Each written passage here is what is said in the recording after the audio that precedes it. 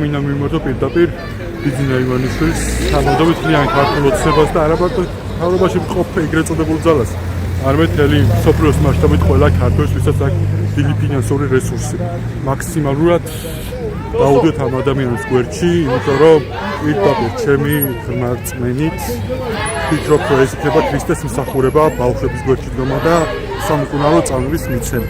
არსებობს ვერსია ვესწამალი არ ყვნავსო, მაგრამ უნარჩუნებს სიცოცხლეს.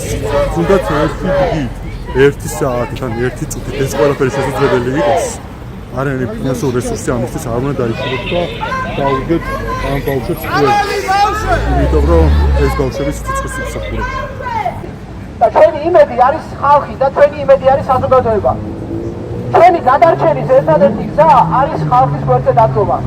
ამიტომ დიდი მადლობა ყველას აქ მოსვლისთვის და დიდი მადლობა ჩვენი მხარდაჭერისთვის.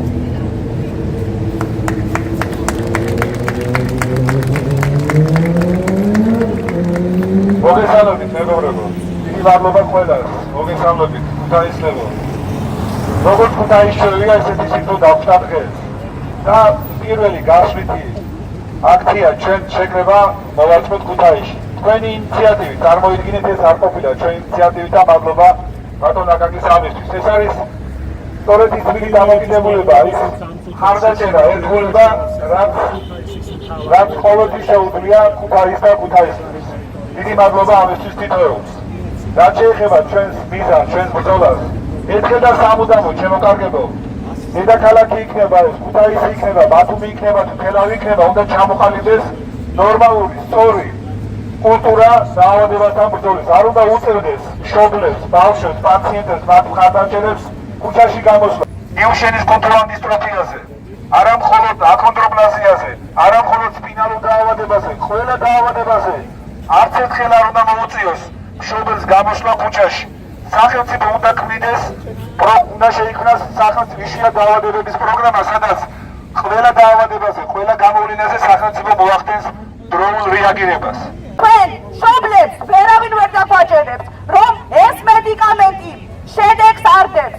ჩვენ მშობლები ბრძოლას ვაგრძელებთ, სანამ ეს არსებული მედიკამენტები არ ჩაეშვება ჩვენს ქვეყანაში. ძალიან გთხოვთ ყველას, ნუ დაუჯერებთ საჯველაძის სიტყვებს, ყველა სოციალურ ქსელს კარგად ფლობთ, მოიძიეთ გარკვეული ინფორმაცია თუ რა არის დიუშენის კუნთოვანი დისტროფია. და არ წამოეგოთ მიხეილ საჯველაძის პროვოკაციას. რაც შეეხება პარლამენტის თავმჯდომარე გამოვიდა და მან თქვა ესეთი რაღაც, რომ დაფიქრდით მშობლები თუ როგორ რისკის შემცველია ეს მედიკამენტი. აი მშობლები გაგვაწმილა იმაში, რომ ვითხოთ მედიკამენტს, ჩვენ ვითხოთ მედიკამენტს, რადგან ვიცით თუ როგორი შედეგი მოაქვს მას. და რაც შეეხება ჩვენი მთავრობას, ჩვენ მშობლებს წაგვიჭირს ვებრძოლოთ ერთხრივად ამ უდიდეს და სრულ დაავადებას, რასაც დიუშენის კუნთოვანი დისტროფია ქვია, შემდეგ გვიწევს ბრძოლა ჯანდაცვის სამინისტროსთან, ხელისუფლებასთან. თითქოს და დედების ხმა არავის არ ესმის, ყველანი გამოდით, ყველანი მხარი დაგვიჭირეთ, არავინ არ არის დაცული დღეს ამ საშინელი და ბერაგი დაავადებისგან, ყველანი გამოდით. ეს მარტო 100 ბავშვის მშობლის სათქმელი არ არის, ეს მთელი ქვეყნის სათქმელია და მე მჯერა, რომ ერთად მივახცენ ჩვენი შვილების უკეთეს მომავალს, თქვენი გვერდში დგომით და თქვენი მხარდაჭერით. მადლობა ყველას, მოგზადებით. დიდი თხოვნით მოგმართოთ. ჩვენ 2 წელია ბატონი მინისტრი გვატყულებს, ისე რომ მშობლებს და გვეუბნება, რომ აი თუ რამე იქნება ამალის შედეგები, ჩვენ მზათავართ რომ გემსახუროთ და მოგემსახუროთ თითოეულ თქვენთაგანს. მაგრამ ეს თვლია, მე მინდა რომ მოგაწოდოთ ის ინფორმაცია, რომელიც არსებობს, ეს წამლები და არის ეს მედიკამენტები 4 თავი, რომელიც უხდება ბავშვებს სხვადასხვა კურსით და ძალიან მისაღებია სასწრაფოდ ეს ზომები. თქვენი გვერდით დგომით, ხალხო. მე დამჩა ერთადერთი იმის იმედი, ღმერთის და ხალხის. დანარჩენი ესენი არაფერს არ აპირებენ. სრულიად იტყულებიან ყველაფერს. გვპირდებიან, რომ არ არის და ატყულებენ ხალხს ტელევიზიების საშუალებით. დიდი მადლობას მოგიხდით.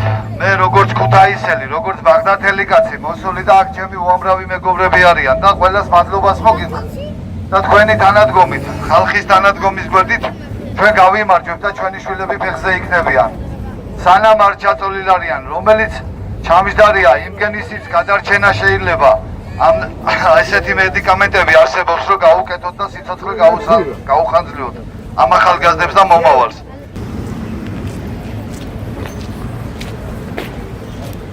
დღევანდელი ბრძოლის საბოლოო ჟესტი იქნება სიმბოლური ქუთაისის მერიის თითოეულ თანამშრომელს, ვინც აქ მუშაობს, გვინდა რომ სიმბოლურად აი ამ ბავშვების ხმა მიუტანოთ თავიანთ სამსახურში ქუთაისის მერიის შენობასთან, ვისაც გაქვთ სათამაშოები მოტანილი, დუმარეთ შეგვიძლია მოვიდეთ და კიდევ ერთხელ დავაბანოთ.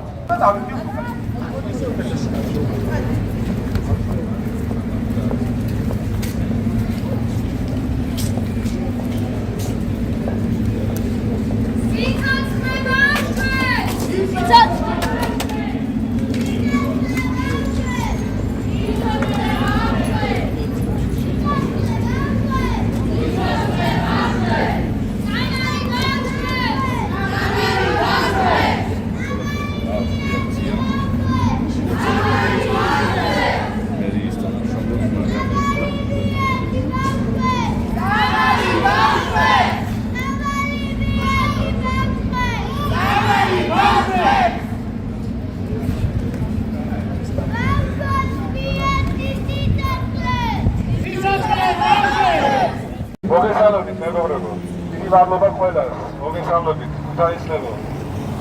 როგორც ქუთაისში შევიდა, ესეთი სიტყვა დავხვდა დღეს. და პირველი გასვლითი აქცია ჩვენ შეკრება მოვაწყოთ ქუთაისში. თქვენი ინიციატივით წარმოიდგინეთ, ეს არ ყოფილა ჩვენი ინიციატივით და მადლობა ბატონ აკაკის ამისთვის. ეს არის სწორედ ის თბილი დამოკიდებულება, ის ხარდაჭერა, ერთგულება, რაც ყოველთვის შეუძლია ქუთაისს და ქუთაისელებს. დიდი მადლობა ამისთვის თითოეულს. რაც შეეხება ჩვენს მიზანს, ჩვენს ბრძოლას, ერთხელ და სამუდამოდ შემოკარგებო. დედაქალაქი იქნება ეს, ქუთაისი იქნება, ბათუმი იქნება, თელავი იქნება, უნდა ჩამოყალიბდეს ნორმალური, სწორი კულტურა დაავადებასთან ბრძოლის. არ უნდა უწევდეს მშობლებს, ბავშვებს, პაციენტებს, მათ მხარდამჭერებს ქუჩაში გამოსვლა. ძალიან კარგია, რომ თქვენ ეს დაავადება არც არ გაწუხებდათ, მე ვერ აგიფაროთ. ეს არის ძალიან ძიმე დაავადება, მაგრამ თქვენ რო აქ გეხართ, ეს არის ძალიან დიდი სიძლიერე ჩვენთვის, ისევ ჩვენთანისთვის. ეს არის დამოკიდებულება, სწორი დამოკიდებულება, ქრისტიანული დამოკიდებულება. ეს კი არა რომ მე უნდა მქონდეს და მე უნდა მაწუხებდეს. ნებისმიერ ადამიანს, თუნდაც უცხოელი იყოს, ქართველი იყოს, მნიშვნელობა არ აქვს. როცა არ გაწუხებ შენ და აქ გახარ, სწორედ ეს არის სწორი ქრისტიანული დამოკიდებულება. და თქვენ არასოდეს ქუთაისს ეს არ გეშლებათ. ჩვენ გვჯერა რომ თქვენ ძალიან მცირედი ნაწილი ხართ, ჩვენ მხარს მიჭერთ. ძალიან მცირედი ნაწილი, მაგრამ ეს დიდი გამოხატულებაა ჩვენი ინიციატივის გარეშე რომ მოხდით და გეხართ ჩვენს გვერდით. და ძალიან ბევრი ხალხი მიჭერს მხარს. ბატონმა კახამ ისაუბრა დაავადებაზე. ჩვენ აღარ უწოდეთ ამ დაავადებას მკვლელად.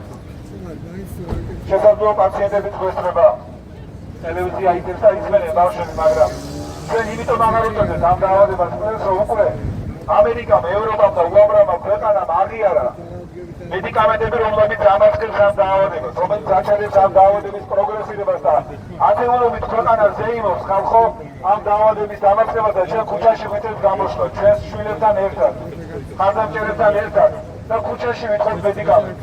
ეს დაუშვებელია და ამიტომ ვამბობ, როგორც დასაწყისში ვთქვი, რომ აუცილებელი ერთხელ და სამუდამოდ ნებისმიერ იშვიათ დაავადებაზე ხდებოდა სწორი რეაგირება საქართველოს მხრიდან და არც ერთ მშობელს არ უნდა უწევდეს ქუჩაში გამოსვლა. ერთი მხრივ ჩვენ ვეძვით დაავადებას და მეორეს მხრივ ვეძვით ამ შემთხვევაში სახელმწიფოს წარმომადგენლებს, რომელიც შეიძლება გახდეს დაპირისპირებული მხარე. ჩვენ 3 წლის წინ აკონდობლაზიის შემთხვევაში, როდესაც მაშინაც გაერთიანდა ერევით გაიგო, იგივე ბრძოლა გავიარეთ და მშობლები გამოვიდნენ ქუჩაში. ჩვენ მშობლები სხვადასხვა პროფესიის ადამიანები ვართ. იურისტები, პედაგოგები და სხვადასხვა პროფესიის ადამიანები და მოგვიწია ქუჩაში გამოსვლა. და რატომ? რომ უფრო მეტად გაიგოს სახელმწიფომ ჩვენი ხმა. და რატომ? იმიტომ რომ პრიორიტეტი არ არის ჩვენ სახელმწიფოში ადამიანის სიცხე და ჯანმრთელობა. ჩვენ არანაირ პოლიტიკურ განცხადებას არ ვაკეთებთ და როცა ვიღაცა ამბობს, რომ შესაძლოა ვიღაცამ გამოიყენოს პოლიტიკური დივიდენდების მისაღებად, ეს გამორიცხულია, როდესაც ბავშვების სიცოცხლეს და ჯანმრთელობას ეხება, როგორ შეიძლება რომელიმე მშობელი გაიყიდოს და პოლიტიკური განცხადება გააკეთოს. ან ვიღაცამ ისარგებლოს ამით. ეს დაუშვებელია. სწორედ ეს არის ის ნარატივი, რაც გვიშლის ურთიერთობას, მოლაპარაკების პროცესს აფერხებს. სწორედ ეს არის ძალიან ყველაზე ცუდი დამოკიდებულება სახელმწიფოსა და პაციენტებს შორის, სახელმწიფოსა და მშობლებს შორის, სახელმწიფოსა და საზოგადოებას შორის. უამრავი იშვიათი დაავადებაა ხალხო, უამრავი იშვიათი დაავადება და სამწუხაროდ ბოლო პერიოდში უფრო იზრდება სტატისტიკა. ამიტომ არა მხოლოდ მიუშენის კუნთოვან დისტროფიაზე, არა მხოლოდ აქონდროპლაზიაზე, არა მხოლოდ სპინალურ დაავადებაზე, ყველა დაავადებაზე არც ერთხელ არ უნდა მოუწიოს მშობელს გამოსვლა ქუჩაში. სახელმწიფო უნდა ქმნიდეს, უნდა შეიქმნას სახელმწიფო იშვიათ დაავადებების პროგრამა, სადაც ყველა დაავადებაზე, ყველა გამოვლენაზე სახელმწიფო მოახდენს დროულ რეაგირებას. სწორედ ამისთვის გახართ თქვენ ჩვენ ვიცხადებთ სოლიდარობას, ბუნებრივია და ძალიან ბევრ ადამიანს უჭერთ მხარს, არა მარტო დიუშენის კუნთოვან დისტროფიას. მე ვახსენე, რომ ეს დაავადება არ არის მკვლელი, სწორედ აღარ არის მკვლელი და მათ ხდება ეს დაავადება და როდესაც სამწუხაროდ ჯანდაცვის მინისტრმა ბრძანა, რომ რატომ უნდა გადავიხადოთ თანხა 2-3 წელში, ეს იყო ძალიან შემაშფოთებელი თითოეული მშობლისთვის, მოქალაქისთვის, ვისაც გული შესტკივა და ძალიან დიდი არმია ყავს ჩვენ დედაქალაქში. იქნის ყველა პროფესიის ხალხი, მათ შორის აქ უკვე აღარ არსებობს პოლიტიკური წამსი, ვინ ავტორობის მომხრეა, ვინ არ არის, უკვე ხალხი აღარ აჩერს დედაქალაქში და დარწმუნებული ვარ, აქაც ვინ მისი მომხრეა. ყველა უჭერს მხარს ამ ბავშვებს და ყველა დგას სიმართლის მხარეს და ეს სიმართლის მხარე არის ის, რომ ბავშვები უნდა გადარჩნენ. და იმაზე საუბარი, რომ რატომ უნდა გადავიხადოთ თანხა 2-3 წლის გადავადებაში, ეს აბსურდულია და ეს მიუღებელია, დაუშვებელია ხალხო, იმიტომ რომ როდესაც ჩვენ ვიცით, რომ ბავშვებს ეხება, შეიძლება ერთ დღეში მთელი სამყარო გაიღოს მშობელმა, საზოგადოებამ, რას ნიშნავს, როცა 2-3 წლის გამო არ გადაიხდის სახელმწიფო თანხას, როდესაც აღიარებულია მედიკამენტები.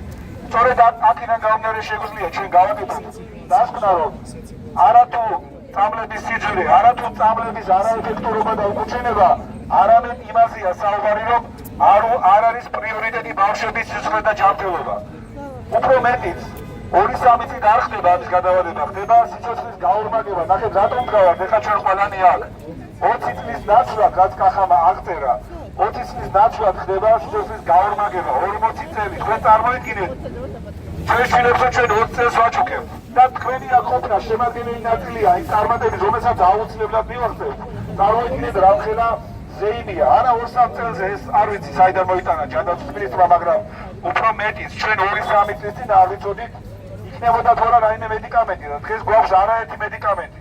ანუ ლოგიკა ის არის, რომ 2-3 წელში შესაძლოა სრულად 100%-ით და სრულად დამარცხდეს უამრავი მედიკამენტით ეს დაავადება, რადგანაც ჩაშებულია კვლევით ბაზაში უამრავი მედიკამენტი, არის უამრავი კვლევა დიდ ბრიტანეთში, ავსტრალიაში, იაპონიაში, ევროპაში, საფრანგეთში, გერმანიაში, ამერიკაში და შესაძლებელია სრულად დამარცხდეს ეს დაავადება და დღეს და განავარჩინოთ ეს ბავშვები, რომ მიიღონ ეს მედიკამენტი ხვალ. ამიტომ თითოეული ერთი ბავშვიც რომ იყოს ხალხო, მნიშვნელობა არ აქვს 85 ბავშვია 100 თუ 1500. ერთი ბავშვიც რომ იყოს, ჩვენ უნდა გავერთიანდეთ და ქართველებს ყოველთვის გვახასიათებს ეს თვისება. არ მინდა გამოყო რა თქმა უნდა ქართლ იმერეთ, მაგრამ ქართველებს გვახასიათებს და განსაკუთრებულად იმერებს ერთიდგომა, თანადგომა და ეს სიყვარული, რაც შეიძლება ამ დროს გამოხატოს ადამიანთან. ჩვენ ბრძოლის შემდეგ უამრავი ოჯახი წასული იყო უცხოეთში, მათ შორის მეც ვიყავი, ცოტა ხნით ჩამოვედი. იქ გვეუბნებიან ჩვენ, რომ თქვენ ხავთ მთავრობა, გავს სახელმწიფო, გავს ბიუჯეტი და თქვენმა სახელმწიფომ უნდა მოგაქციოთ ყურადღება. ერთხელ და სამუდამოდ უნდა ჩამოყალიბდეს, ნახეთ თითოეულ თქვენგანაც რომ ვკითხო, გამწევს ალბათ პასუხს, გამწევს პასუხს იმაზე, რომ თუ ვინმე საქართველოს მოქალაქეს რაღაც დაავადება ექნება იშვიათი, ყველას აქვს ერთი კითხვა, რომ სად წავიდე. რატომ უნდა წავიდეს ჩვენი ქვეყნიდან ჩვენი მოქალაქეები? ნებისმიერი დაავადების შემთხვევაში, თქვენ ამრავლებთ, ნებისმიერი დაავადების შემთხვევაში არ უნდა ფიქრობდეს საქართველოს მოქალაქე, რომ სად წავიდე. უნდა მიატოვოს მან საკუთარი სახლი, კავი და მე ვიცი ამ ხელ ახლა ძალიან რთული მდგომარეობა, არა მარტო სამკურნალოდ, იმის გამო რომ შვილები გაზრდონ, განათლება მისცენ და არჩინონ, ბევრი ადამიანია წასული. ეს ერთ-ერთი შემადგენელი ნაწილია, არ უნდა უწევდეს საქართველოს მოქალაქეს იმაზე ფიქრი, ეს იქნება ონკოლოგიური დაავადება და ნებისმიერი იშვიათი დაავადება, რომ ქვეყნიდან გაიქცეს. სწორედ ამას უნდა ვეუბნებოდეთ ჩვენ. სწორედ ეს მიდგომა უნდა შევცვალოთ, ჩვენ არ უნდა ვუწოდეთ საქართველოს მოპარადეზე, როცა მეუბნებიან, რომ გვაქვს ორნიშნა ეკონომიკური წინსვლა, როდესაც უწევთ ევროპის ქვეყნებს, ჩვენი მოქალაქეები გარბიან ჩვენი ქვეყნიდან. შესაბამისად ჩვენ უნდა ჩამოყალიბდეთ როგორც ნორმალური სახელმწიფო. ასევე მინდა გესაუბროთ იმაზე თუ რა ხდება ზოგადად ამ დაავადებასთან მიმართებაში. არ დაიჯეროთ ხალხო, რომ ამ დაავადებას აქვს ისე გულწრფელობა, რომელიც გადაწყვეტს სარგებელს. აქეთი მედიკამენტი არ არის პანაცეა, რომ 100% კონდეს დაავადებას და თითოეული, როდესაც საუბრობთ სიცოცხლის გახანგრევაზე, თითოეული ჩვენთანადი ცხოვრება არის სიცოცხლის გახანგრევა, თითოეული კურნალობა არის სიცოცხლის გახანგრევა, მოდივად არავინ არ ვართ ამ ქვეყნად. და მით უმეტეს, როდესაც ეს ბავშვებს ეხება. ამ მედიკამენტებს, რომელიც არის არაერთი მედიკამენტი, აქვს 1-2% უკუჩვენება. 1-2%-ის გამო ბუნებრივია, როდესაც სარგებელია 99% დაუშვებელია უარი ითქვას მედიკამენტის მიღებაზე. ჩვენ არა ვართ ბუნებრივია ვინმეს წინააღმდეგი პიროვნულად, ან რაღაც პერსონალურად ვინმე თანამდებობის წინააღმდეგი. ჩვენ ვითხოვთ სიმართლეს. უკვე მეხუთე დღეა ხალხო, დედები, რომლებიც არიან მიჯაჭვული ბავშვებს და პირიქით ბავშვები ვერწლებენ დედების გარეშე, დედები ათენებენ ღამეს. თუხელ ბათუმიდან ჩამოვიდა 5 დედა, ბავშვები მიატოვეს სახში და ღამე გაათენეს თბილისში. ღია ცისფერს, სადაც პოლიციამ არ მოგცა პუპების შეტანის საშუალება კანცელარიის წინ, პოლიციამ არ მოგცა ბალიშების შეტანის საშუალება, კარების გაშლის საშუალება. ეს უკვე მარაზმია, ხალხო, დამას ქართული საზოგადოება ყოველთვის სცემდა და გასცემს პასუხს. და თუხელ 5 დედამ გაათენა ღამე ბათუმიდან თბილისში.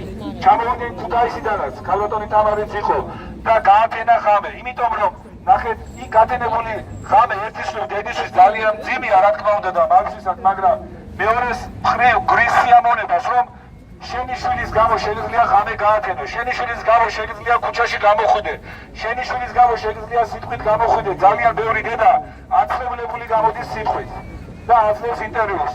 ეს საამაყო მხარია, რა თქმა უნდა, როცა შვილის გამო დედა ამას აკეთებს. ჩვენ როგორც შეგვიძლია, რა თქმა უნდა, თითოეული მშობელი დგავართ ბავშვების გვერდით.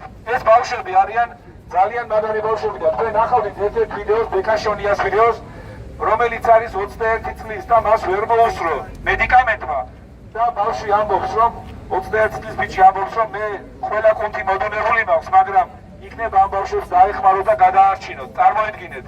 და რამოდენიმე ჩაწერა აღნიშნული მსგავსი ვიდეო. ეს ბავშვები ყველაფერს აცნობიერებენ, ძალიან თბილი ბავშვები არიან და როგორც კახამ ბრძანა, ამ ბავშვებს აქვს განვითარების უფლება, მკურნალობის მიღების უფლება, თამაშის უფლება, პროფესიის მიღების უფლება.